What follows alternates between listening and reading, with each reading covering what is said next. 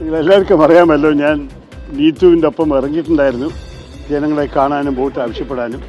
നിങ്ങൾക്കറിയാം, നമ്മുടെ തിരുവനന്തപുരം നഗരത്തിൽ കോർപ്പറേഷൻ്റെ ഒരു മാറ്റം കൊണ്ടുവരാൻ നേരം വൈകി. 45 വർഷമായിട്ടാണ് ലെഫ്റ്റ് ഭരിക്കുന്നത്. പക്ഷേ നമ്മളുടെ നഗരത്വം, നമ്മുടെ ഈ കേരളത്തിൽ തലസ്ഥാനത്തിൻ്റെ ഒരു പ്രാധാന്യം എല്ലാ ദിവസവും ചുരുങ്ങി വരുന്നു. പല വിധത്തിലും നമ്മൾക്ക് ഓരോരോ ബുദ്ധിമുട്ടുകൾ കാണാൻ സാധിക്കുന്നുണ്ട്. നിങ്ങളെല്ലാവർക്കും അറിയാം, നിങ്ങൾ അനുഭവിക്കുന്നവരാണ്, അതുകൊണ്ട് എനിക്ക് കൂടുതൽ പറയാൻ ആവശ്യമില്ല. പക്ഷേ മഴ പെയ്യുമ്പോൾ ആദ്യം നമുക്കറിയാം പാതകളൊക്കെ കുളയാവുന്നത്. പാതയുടെ സ്ഥിതിയിൽ നമ്മൾ കണ്ടറിയാം. ഡ്രെയിനേജ് ഇല്ല, സാനിറ്റേഷന് മാലിന്യം എല്ലാവരുടെയും ഇറങ്ങുന്നു. ഈ സ്ഥിതിയിൽ നമ്മൾക്കൊരു പുതിയ ഭരണം കൊണ്ടുവന്നിട്ട് ഈ നഗരത്തെ നന്നാക്കണം. അതിൽ നീതുവിനെ പോലെ ഒരു യുവ സ്ഥാനാർത്ഥി ഞങ്ങൾക്ക് പ്രാധാന്യമാണ്. അവർ യൂത്ത് കോൺഗ്രസ് പ്രവർത്തിച്ചിട്ടുണ്ട്, ജനങ്ങളുടെ ഇടയിൽ ഇറങ്ങിയ ഒരു സ്ത്രീയാണ്. അതുകൊണ്ട് നീതുവിന് വേണ്ടി വോട്ട് ചെയ്യാൻ എനിക്ക് സന്തോഷവും അഭിമാനവുമുണ്ട്. നമ്മൾക്ക് ഈ നഗരത്തിനെ മെച്ചപ്പെടുത്താനും നന്നാക്കാനുമാണ് നമ്മളെല്ലാവരെയും ആവശ്യം. ഇത്തവണ കുറച്ചധികം പണി കോൺഗ്രസ് UDF എടുത്തിട്ടുണ്ട്. അത് റിസൾട്ടിൽ ഉണ്ടാവുമെന്നാണ് പറയുന്നത്. അതെ, പക്ഷേ അതിൻ്റെ ഒപ്പം അത് റിസൾട്ട് ഉണ്ടാവുമെന്നാണ് എൻ്റെ വിശ്വാസം. പക്ഷേ അതിൻ്റെ ഒപ്പം ഞാൻ പറയട്ടെ, ജനങ്ങൾക്ക് പറയണം. എൻ്റെ അഭ്യർത്ഥന നിങ്ങളൊരു പക്ഷേ കണ്ടിട്ടുണ്ടാവും, കുറേ ആൾക്കാർ കണ്ട ഒരു അഭ്യർത്ഥനമാണ് ഞാൻ ഇറക്കിയത്. ആദ്യം ആൾക്കാരോട് ആവശ്യപ്പെട്ടത് വന്ന് ഇറങ്ങി വോട്ട് ചെയ്യും. ഞാൻ മുമ്പിലത്തെ ഇലക്ഷനിലൊക്കെ 35-40%, 38% ഒക്കെ ടേൺ ഔട്ട് കാണുമ്പോൾ ദുഃഖമേ തോന്നുള്ളൂ. കാരണം നമ്മൾ മിണ്ടാണ്ട് വീട്ടിലിരുന്നാൽ ആർക്ക് വേണ്ടിയിട്ടാണ് ഈ നഗരം? നമ്മളുടെ അല്ലേ, നമ്മളല്ലേ ഇവിടെ താമസിക്കുന്നവർ. നമ്മൾ ആ എഫേർട്ട് എടുക്കണം, നമ്മൾ ഇറങ്ങണം, വോട്ട് ചെയ്യണം. അങ്ങനെ നമ്മൾക്ക് നമ്മളുടെ ഭാവിയെ നമ്മുടെ കയ്യിൽ വീണ്ടും എടുക്കാൻ സാധിക്കില്ല. അതാണ് എൻ്റെ അഭ്യർത്ഥന. അത് കഴിഞ്ഞിട്ട് ഞാൻ പറയട്ടെ, നമ്മൾക്ക് പുതിയ സ്ഥാനാർത്ഥികൾ, യുവ സ്ഥാനാർത്ഥികൾ, പുതുമുഖങ്ങൾ.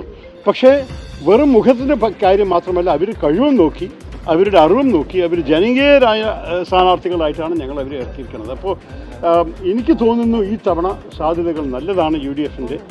എന്തായാലും മാറ്റത്തിന് വൈകുന്ന ജനങ്ങളുടെ മനസ്സിൽ നല്ലോണം കയറിയിട്ടുണ്ട്. ഞാൻ പറയട്ടെ, നമുക്ക് ഒരു ജുഡീഷ്യൽ ജഡ്ജ്മെൻറ്റിനെ കുറിച്ച്, ഒരു വിധിയെക്കുറിച്ച് നമ്മൾ സംസാരിക്കുന്നത് ശരിയല്ല. പലവർക്കും ചോദ്യങ്ങളുണ്ട് ഇതിൽ.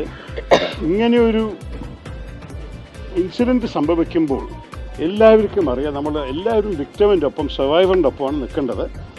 ഞാനും അവിടെ ഒപ്പം തന്നെയാണ് നിൽക്കുന്നത്. അതിൽ ജഡ്ജ് കണ്ടുപിടിച്ച തീരുമാനത്തിന് ചോദ്യപ്പെടുത്താൻ നമുക്ക് ആർക്കും അവകാശമില്ല. സർക്കാർ അപ്പീൽ ചെയ്യുന്നുണ്ട്. എപ്പോഴും പറയും ഇംഗ്ലീഷിൽ justice will take it's course. അതാണ് നമുക്ക് ആവശ്യമുള്ളത്. ന്യായമാണ് വേണ്ടത്. എല്ലാ വിധത്തിലും ഒരു വ്യക്തിക്ക് സംഭവിച്ച വല്ലാത്ത മോശ കാര്യങ്ങൾ നമ്മളെല്ലാവർക്കും ഒരു നാണക്കേടാണ്. അതിന് എന്ത് പറ്റിയത്, എങ്ങനെയാണിത് പറ്റിയത്, ഇതിൻ്റെ പുറകെ വരവരുണ്ടായിരുന്നു, ഈ ചോദ്യങ്ങൾ ജനങ്ങളുടെ മനസ്സിലുള്ളപ്പോൾ സർക്കാർ അപ്പീൽ ചെയ്യണത് ശരി തന്നെയാണ്. അതിനും കൂടുതൽ എനിക്ക് പറയാനുള്ള അവകാശമില്ല. നമ്മൾ ജഡ്ജിമാർക്കും ജുഡീഷ്യറിക്കും വിട്ടുപോകും. സർക്കാരിന് വേറെ പണിയൊന്നും ഇല്ലാത്തത് കൊണ്ടാണ് അപ്പീലിന് പോകുന്നതെന്ന് UDFൻ്റെ കൺവീനറും പാർലമെന്റിൽ താങ്കൾക്കൊപ്പം സഹപ്രവർത്തകനുമായ അടൂർ പ്രകാശ് പറയും. നോക്കൂ, എൻ്റെ അഭിപ്രായത്തിൽ നമ്മൾ ഇതിലൊരു സൈഡ് എടുക്കുന്ന പ്രശ്നമല്ല, ന്യായത്തിൻ്റെ സൈഡിലാണ് നിൽക്കേണ്ടത്. Justice is what matters. അപ്പോൾ ഈ സർവൈവറിൻ്റെ വിഷയം നിങ്ങളെല്ലാവർക്കും അറിയാം. അവർക്ക് നല്ല ധൈര്യത്തോടെ ഇതിനെ മുന്നോട്ട് കൊണ്ടുപോകാൻ സാധിച്ചതിന് നമുക്ക് സല്യൂട്ട് ചെയ്യണം. കാരണം പല കേസുകളിലും ഈ വിഷമങ്ങളും ബുദ്ധിമുട്ടും പ്രഷേഴ്സും ഒക്കെ സംഭവിക്കുമ്പോൾ പല മഹിളകൾ ഇങ്ങനെയുള്ള കേസിനെ മുന്നോട്ട് കൊണ്ടുപോയിട്ടുണ്ട്.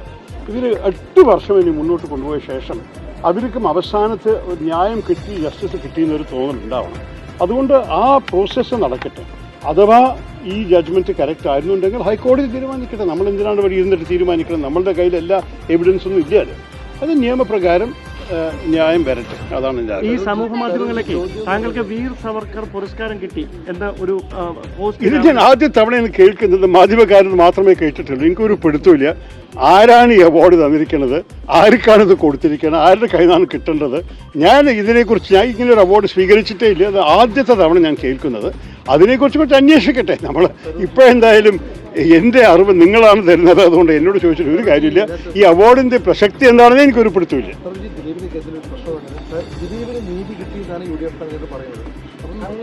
നോക്കൂ, UDF കൺവീനർ പറഞ്ഞാൽ അദ്ദേഹത്തോട് ചോദിച്ചോളൂ. ഇതിലൊരു പാർട്ടി ലൈനിലൊരു വിഷയമല്ല. നിങ്ങളൊരു കാര്യം മനസ്സിലാക്കണം, എല്ലാ വ്യക്തികൾക്കും അവർ അഭിപ്രായം ഉണ്ടാവാം. അതുകൊണ്ട് ഞാൻ എൻ്റെ പറയാനുള്ളത് പറഞ്ഞു കഴിഞ്ഞു, ഇനി ഞാൻ പറയുന്നില്ല. പദവിക്ക് അതിന്റെ പ്രാധാന്യമില്ലേ? അപ്പൊ അങ്ങനെ ഒരു പദവിയിൽ ഇരിക്കുന്ന ആളാണ് പറഞ്ഞത് സർക്കാർ എന്തിനാണ് അപ്പീൽ പോകുന്നതെന്ന്. സർക്കാർ വേറെ അത് ഇന്നലെ വോട്ടെടുപ്പ് ദിവസമാണ്. എൻ്റെ അഭിപ്രായത്തിൽ അഥവാ ഈ മഹിളയുടെ മനസ്സിൽ അവർ പിന്തുണ കൊടുക്കുന്ന എല്ലാവരെയും മനസ്സിൽ ചില ചോദ്യങ്ങൾ എപ്പോഴും ഉണ്ടെങ്കിൽ ആ ചോദ്യങ്ങളെ പൂർത്തിയാക്കാൻ വേണ്ടി സർക്കാർ മുന്നോട്ട് പോട്ടെ. എനിക്ക് ഈ സർക്കാരിൻ്റെ കേസിലത്തെ ജഡ്ജിമാരുടെ ഒരു തീരുമാനം അവസാനം നമ്മൾ കാത്തിരിക്കേണ്ടത്, അതിനൊന്ന് കാത്തിരിച്ചാൽ പോരെ. തെരഞ്ഞെടുപ്പ് ദിവസവും ഒരു കോൺഗ്രസ് MLA ഒളിവിലാണ്. അതെന്റെ കോൺഗ്രസിന് പുറത്താക്കിയില്ലേ, അപ്പൊ വേറെ അത് പാർട്ടിയോട് ചോദിച്ച വേറെ കാര്യമുണ്ടോ? ഇന്ന് രാവിലെ വീണ്ടും അടൂർ പ്രകാശ് തിരിവിന് വേണ്ടി സംസാരിക്കുന്നു. I'm not accountant. എനിക്ക് ഒരു കാര്യം മനസ്സിലാക്കണം, ഞാൻ വല്ലതും പറയുകയോ ചെയ്യുകയോ ചെയ്താൽ നിങ്ങൾ എന്നോട് ചോദിച്ചോളൂ. വേറെ വ്യക്തികൾ പറയണമെന്ന് ചെയ്യുന്നതിനെ കുറിച്ച് എനിക്ക് എങ്ങനെയാണ് ഉത്തരവാദിത്തം ഉണ്ടാവുക? എനിക്ക് വല്ല ബന്ധമുണ്ടോ? ഞാൻ ഈ കാര്യത്തിൽ ഞാൻ പറയാനുള്ളതൊക്കെ പറഞ്ഞു കഴിഞ്ഞു. ശരി, thank you all very much. ഈ ഇലക്ഷൻ നന്നായി പോട്ടെ.